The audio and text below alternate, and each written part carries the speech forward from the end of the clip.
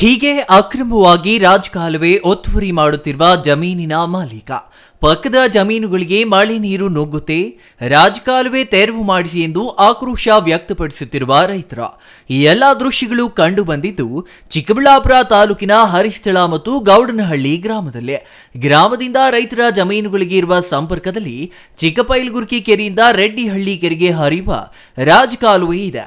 ಆದರೆ survey number 66ರ ಜಮೀನಿನ ಮಾಲೀಕ ವೆಂಕಟರೆಡ್ಡಿ ಎಂಬುವರು ಜಮೀನಿನ ಪಕ್ಕದಲ್ಲಿ ಇದ್ದ ಸರ್ಕಾರಿ ಜಾಗವನ್ನ ಲಪಟಾಯಿಸಲು ರಾಜಕಾಲುವೆಗೆ ಮಣ್ಣು ತುಂಬಿ ಒತ್ತುವರಿ ಮಾಡಿಕೊಳ್ಳುತ್ತಿದ್ದಾನೆ. ಇದರಿಂದ ಕೆರಳಿದ ಅಕ್ಕಪಕ್ಕದ ಜಮೀನಿನ ರೈತರು ಈ ರೀತಿ ಮಾಡಿದ್ರೆ ನಮ್ಮ ಜಮೀನುಗಳಿಗೆ ಮಳೆ ಬಂದಾಗ ನೀರು ನುಗ್ಗುತ್ತೆ, ಇದರಿಂದ ಲಕ್ಷಾಂತರ ರೂಪಾಯಿ ಬೆಳೆ ಹಾಳಾಗುತ್ತೆ. ಇದರ ಜೊತೆಗೆ ಸರ್ವೆ ನಂಬರ್ 67ರಲ್ಲಿ ಸರ್ಕಾರಿ ಸಮಾಧಿ ಜಾಗ 28 ಗುಂಟೆಯ ಜಾಗವನ್ನ ರೈತರು ಈಗಾಗಲೇ ಒತ್ತುವರಿ ಮಾಡಿದ್ದಾರೆ. ಇದರ ಬಗ್ಗೆ ತಹಸೀಲ್ದಾರ್ಗೆ ಎಷ್ಟು ಬಾರಿ ಮನವಿ ಕೊಟ್ಟರು ಕ್ಯಾರೇ ಅಂತಿಲ್ಲ. ನಮಗೆ ಸೂಕ್ತವಾದ ನೀರಿನ ಕಾಲುವೆ ಮತ್ತು ಸಮಾಧಿ ಒತ್ತುವರಿ ಜಾಗ ತೆರವು ಮಾಡಿಸಿಕೊಡಿ, ಇಲ್ಲದಿದ್ದರೆ ಲೋಕಸಭಾ ಚುನಾವಣೆಯಲ್ಲಿ ಎರಡೂ ಗ್ರಾಮಸ್ಥರು ಮತದಾನ ಬಹಿಷ್ಕಾರ ಮಾಡುವುದಾಗಿ ಎಚ್ಚರಿಕೆ ನೀಡಿದ್ದಾರೆ. ಇಲ್ಲಿ ಈಗ ಇವಾಗ ಸಡನ್ ಆಗಿ ಇವತ್ತು ಹಳ್ಳ ಮುಚ್ತಾ ಇದ್ದಾರೆ. ಈ ಹಳ್ಳ ಮುಚ್ತಾ ಇರೋದು ಇವತ್ತು ನಮಗೆ ತುಂಬ ತೊಂದರೆ ಆಗ್ತದೆ. ಇವತ್ತು ಕೆಳಗಡೆ ಇವಾಗ ರೈತರು ಸುಮಾರು ಜನ ರೈತರು ಇವತ್ತು ಲಕ್ಷಗಟ್ಟಲೆ ಸಾಲಗಳು ಮಾಡಿ ಇವತ್ತು ಬೆಳೆಗಳನ್ನು ಇಟ್ಟಿದ್ದಾರೆ. ಹಳ್ಳ ಬಂದರೆ ಇವತ್ತು ಮೇಲಿನ ಕೆರೆ ನಮಗೆ ಈಗ ಏನು ಅಲ್ಲಿ ತೂಪುಗಳು ಸೀಜ್ ಮಾಡೋದ್ರಿಂದ ಬಂದಿದ್ದ ಮಳೆ ಹಂಗೆ ಕೋಡಿ ಹರ್ಕೊಂಡು ಬರ್ತದೆ. ಅದ್ರ ಜೊತೆಗೆ ಇವಾಗ ಏನು ಎಚ್ ಎನ್ ವ್ಯಾಲಿ ನೀರು ಬೇರೆ ಬಿಟ್ಟು ಇದು ಎಚ್ ಎನ್ ವ್ಯಾಲಿ ನೀರು ಬೇರೆ ಬಂದೀಗ ಮಳೆ ಬಂದ ತಕ್ಷಣ ಕೋಡಿ ಹರ್ಕೊಂಡು ಬರ್ತದೆ.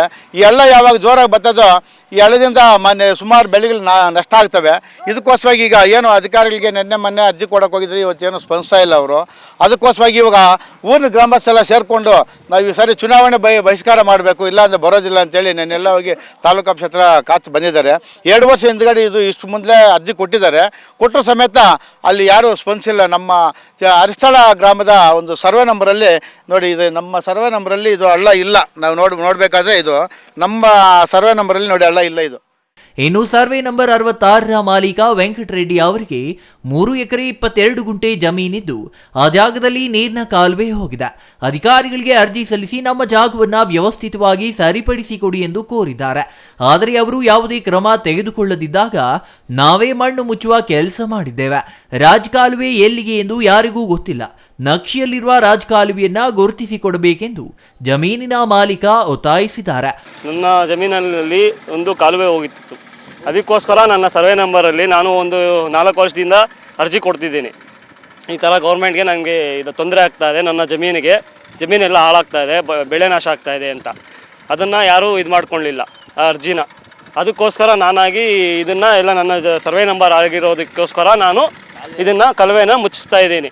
ನಾನು ನನ್ನ ಜಮೀನಿನಲ್ಲೆಲ್ಲ ಲೆವೆಲ್ ಹಾಕ್ಕೊತಾ ಇದ್ದೀನಿ. ಅದಕ್ಕೋಸ್ಕರ ಗೌರ್ಮೆಂಟ್ ಅವ್ರು ಬಂದುಬಿಟ್ಟು ರಾಜಕಾಲುವೆ ಎಲ್ಲಿದೆ ಅಲ್ಲಿ ಮಾತ್ರ ಮಾಡ್ಕೊಡ್ಬೇಕಂತೇಳಿ ನಾನು ಮನವಿ ಮಾಡ್ಕೊತಾ ಇದ್ದೀನಿ. ಮೊದಲಿಂದ ಒಂದು 20 ವರ್ಷದಿಂದ ನಾವು ಬಿಟ್ಕೊಂಡಿದ್ವಿ, ಮಾಡ್ತಾರೆ ಗೌರ್ಮೆಂಟ್ ಅವರು ಅಂತ ಹೇಳ್ಬಿಟ್ಟು.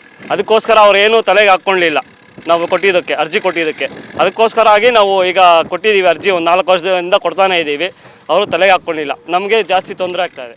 ತಾತ ಮುತ್ತಾತರ ಕಾಲದಿಂದಲೂ ಹರಿಯುತ್ತಿದ್ದ ರಾಜಕಾಲುವೆ ಜಾಗವನ್ನ ಒತ್ತುವರಿ ಮಾಡಿಕೊಳ್ಳುವುದರಿಂದ ಮಳೆ ಬಂದಾಗ ಕೆರೆ ತುಂಬಿಕೊಂಡು ಹರಿದು ಪಕ್ಕದ ಜಮೀನುಗಳಿಗೆ ನೀರು ನುಗ್ಗಿ ಇನ್ನಷ್ಟು ಅವಾಂತರ ಸೃಷ್ಟಿಯಾಗುತ್ತೆ ಎಂಬುದು ರೈತರ ಆಕ್ರಂದನವಾಗಿತ್ತು.